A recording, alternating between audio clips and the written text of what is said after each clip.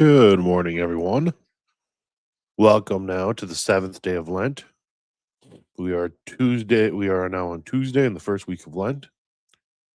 And I just want to say thank you to everyone for not letting me know that I've been using the wrong microphone for I don't even know how long. Yesterday, I went to listen through um, went to listen through what I had recorded. I did so on audio podcast later in the day.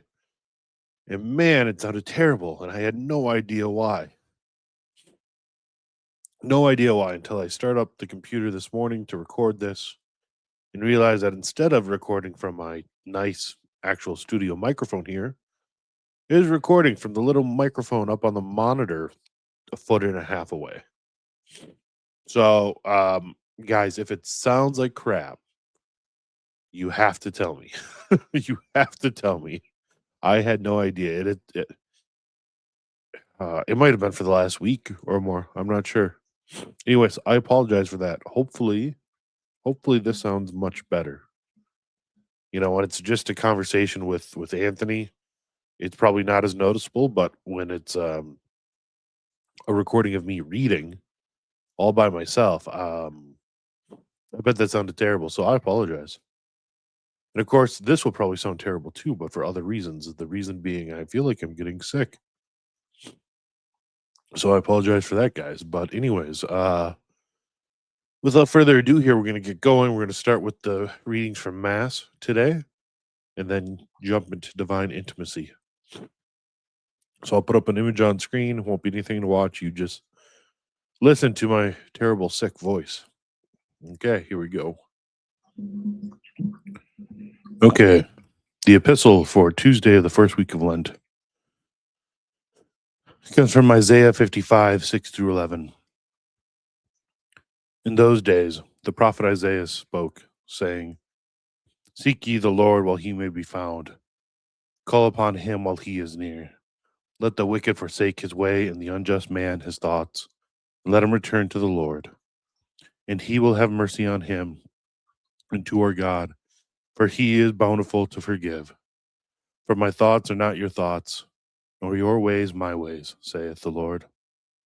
For as the heavens are exalted above the earth, so are my ways exalted above your ways, and my thoughts above your thoughts. And as the rain and the snow come down from heaven, and return no more thither, but soak the earth and water it, and make it to spring, and give seed to the sower, and bread to the eater, so shall my word be, which shall go forth from my mouth. It shall not return to me void, but it shall do so whatsoever I please, and shall prosper in the things for which I sent it, saith the Lord Almighty. In today's gospel is Matthew 21, 10 through 17. At that time, when Jesus was come into Jerusalem, the whole city was moved, saying, Who is this? And the people said, This is Jesus the prophet, from Nazareth of Galilee. And Jesus went into the temple of God, and cast out all them that sold and bought in the temple, and overthrew the tables of the money changers, and the chairs of them that sold doves. And he saith to them, It is written, My house shall be called the house of prayer, but you have made it a den of thieves. And there came to him the blind and the lame in the temple, and he healed them. And the chief priests and scribes, seeing the wonderful things that he did, and the children crying in the temple, and saying, Hosanna to the Son of David, were moved with indignation, and said to him, Hearest thou what they hearest thou what these say? And Jesus said to them, Yea, have you never read, Out of the mouth of infants and of sucklings thou hast perfected praise? And leaving them, he went out of the city into Bethania, and remained there. Okay, and now on to divine intimacy. Sin, the presence of God. O Jesus crucified, give me the grace to understand the great malice of sin. Meditation 1. The essence of Christian perfection consists in union with God by charity. while charity, by conforming our wills to God's, unites us to Him. Grave sin, which directly opposes His will, produces the opposite effect. In other words, charity is the force uniting man to God, and sin the force drawing him away. Serious sin is therefore the greatest enemy of the spiritual life, since it not only injures it, but destroys it in its constituent elements, charity and grace. This destruction, this spiritual death, is the inevitable result of sin, the act by which man voluntarily detaches himself from God, the one source of life, charity, and grace.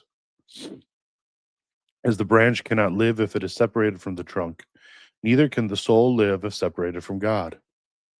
God, the cause of every being, is always present in the soul of the sinner in the same way in which he is present in all creatures. Yet he is not there as a father, as a guest, as the Trinity which offers itself to the soul to be known and loved. Hence, the sinner, though created to be the temple of the Blessed Trinity, has voluntarily made himself incapable of dwelling with the three divine persons, and has barred his own road to union with God. He has, so to speak, obliged God to break all ties of friendship with him, because he has preferred the temporal, fleeting good of a miserable creature, a selfish satisfaction and earthly pleasure, instead of the sovereign good. This is this is the malice of sin, which rejects the divine gift and betrays its creator, father, and friend. Oh, why can we not realize that sin is a pitched battle fought against God with all of our senses and the faculties of the soul? The stronger the soul is, the more ways it invents to betray its king.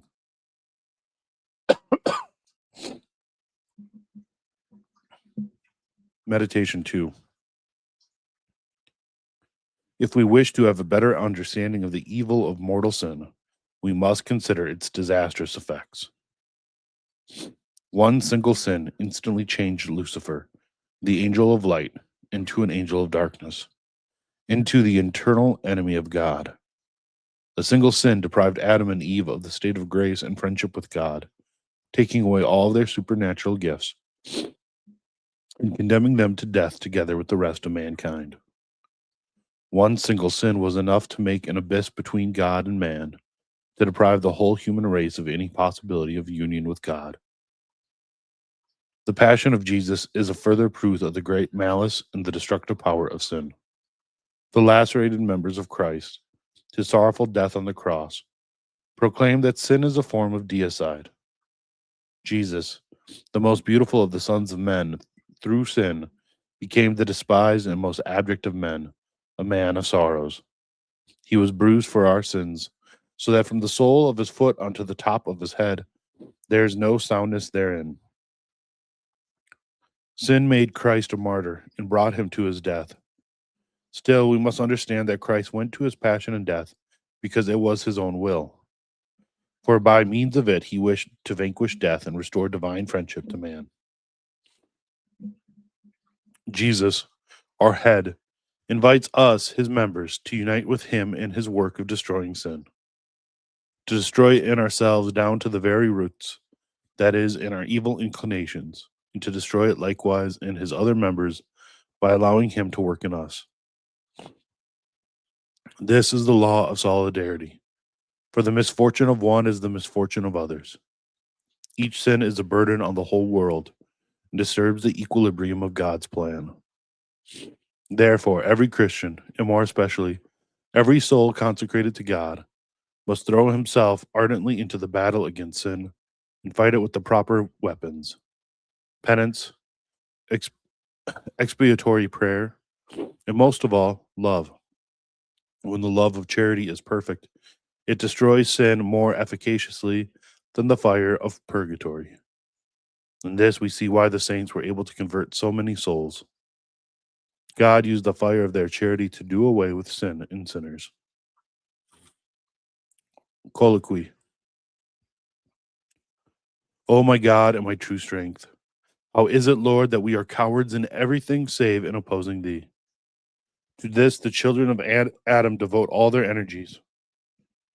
Were not reason so blind The combined energies of all men put together would not suffice to make them bold enough to take up arms against their Creator and maintain a continual warfare against one who in a moment could plunge them into the depths. But because reason is blind, they act like madmen courting death, for they imagine that this death will bring them new life. They act, in short, like people bereft of reason.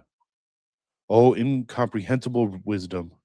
In truth, thou needest all of the love which thou hast for thy creature to enable thee to endure such folly, and to await our recovery, and to seek to bring it about by 1,000 kinds of means and remedies. It amazes me when I consider how we lack the effort to take in hand a very small thing, and how we really persuade ourselves that even if we so desire, we cannot flee from some occasion of sin and avoid something which imperils our soul. And yet that we have effort and courage enough to attack so great a sovereign as art thou. How is it, my good? How is this? Who gives us the strength? O Lord, what hardness of heart! Oh, what folly and blindness! We are distressed if we lose anything, the merest trifle. Though why are we not distressed at losing the great treasure, which is the majesty of God, and a kingdom in which our fruition of Him will be endless? Why is this? Why is this? I cannot understand it. Do thou, my God, cure such great folly and blindness. The loss of so many souls hurts me so much that I am beside myself. I cry to thee, Lord, and beseech thee to give me the means of contributing to the winning of souls by my prayers, since I am not good for anything else. It seems to me that I would willingly sacrifice 1,000 lives to save even one of the many souls which are being lost. I believe, Lord, that you treasure one soul that we gain for you by our prayers and works, thanks to your mercy, more than all other services that we can render you.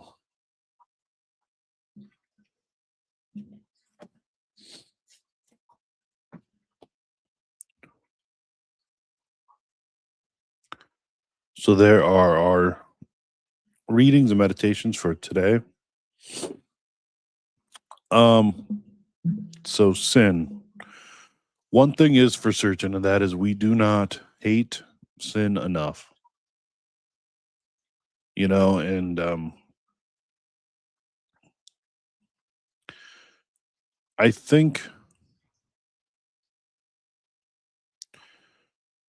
that becomes clear when you think about how you react to sin compared to other things.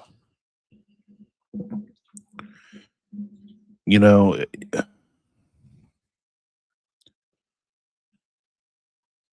when hypothetically say you get into a car accident, total your car, right? Like, I mean, everyone's going to react to that in different ways.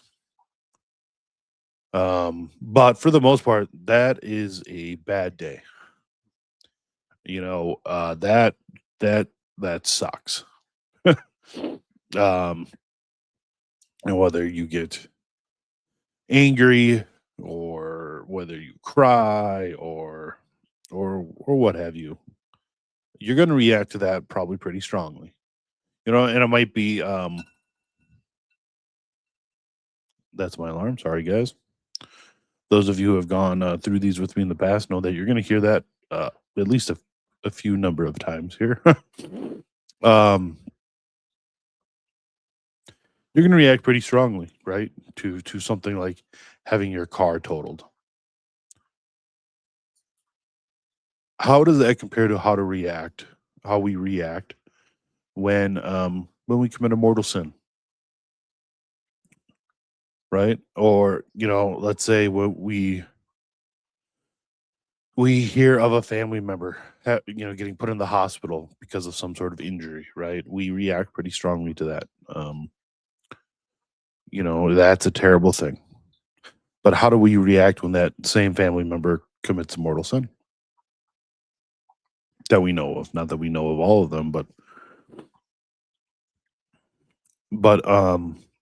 in many cases we react far more strongly to bad things happening in the material life, in the material world, than we do to them than we react to someone, ourselves or others, literally cutting themselves off from God entirely.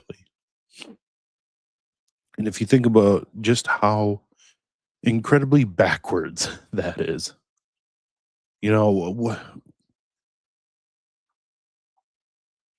who cares if you lose your vehicle compared to losing, the life of God in you. We've just been conditioned so much to not even consider or worry about sin compared to, bad things that may happen in our material lives. And I don't even necessarily really know how to fix that or change that, because like I said, we've all been conditioned to it throughout our whole lives. Most people, I mean, most Catholics, let alone other Christians or other religions, um, consider sin at all. I mean, how many times have those of you who are on Twitter, um, or other social media where you engage with Protestants, especially American like evangelicals, often most of them don't even believe that they can commit sin, or most of them really don't even believe in sin itself. They're so antinomian. Um, and a lot of that has infected Catholicism too, unfortunately. But I don't really know how to fix it other than frequent confession. Confession at least once a month, whether or not you've committed mortal sin. Confession offers great graces to overcome venial sin as well. But frequent confession, daily examination of conscience will allow you to become more aware of yourself and your weaknesses. It will allow you to become more aware of, near occasions of sin, and it will help you, recognize sin as you commit it instead of having to wait for your, examination of conscience. So doing a daily examination of conscience at night is another great practice. Prayer, obviously, daily acts of contrition.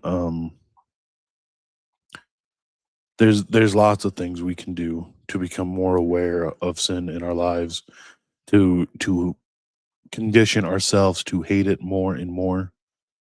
King Saint Louis the Ninth um, is famous for saying, and there's many different records of how he said it, but more or less the gist is that he said that he would rather his son die a thousand martyrs deaths compared to committing a single mortal sin. We need to act that way with our own lives and with the lives of our children too. If you are a parent, you need to instill this awareness and this hatred of sin into your children. Um, that's how we break the conditioning cycle. Is we have to condition our own children to hate sin far more than we were conditioned to hate it in our own lives. That's how we break that cycle, and that's how we start to heal the world and get it back to normal. Um, Normal being the way it was and should be, as far as um. But yeah, that's what I have for you today. Hopefully, today sounded much better sound quality wise, even if I'm sniffling.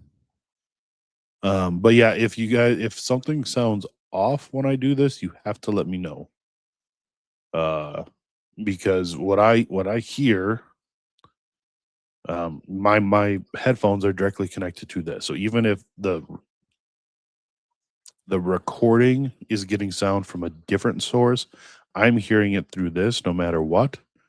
as I do these. So it sounds great to me right now, but if it's recording off the microphone a foot and a half that way, that's just this little dot as opposed to this thing, then I won't know it unless I go back and listen to them. And I just don't have time every day to go back and listen to them and other things. So you have to let me know. Anyways, thank you all. I hope you have a great day. And I'll see you tomorrow for Ember Wednesday. I believe, if I'm not mistaken, that tomorrow is Ember Wednesday, and then Friday and Saturday are Ember Friday and Ember Saturday. So, um, tomorrow, Friday and Saturday are days of extra penance and prayer. Um, they are not canonically any longer, but they are days of fasting and abstinence as well. So I don't know what you're doing for your Lenten fasting and abstinence and penance, but if you're not already abstaining from meat, uh, obviously everyone needs to be abstaining from meat on Fridays. That is canonically required during Lent. But if you're not already abstaining from meat outside of those, abstain from meat tomorrow, Friday, and Saturday. If you're not already doing extra fasting, then fast tomorrow, Friday, and Saturday. And then also do pray extra for your priest and for seminarians and for vocations these Ember days as well. But anyways, thank you all. Hope you have a great day, and I'll see you tomorrow on Ember Wednesday.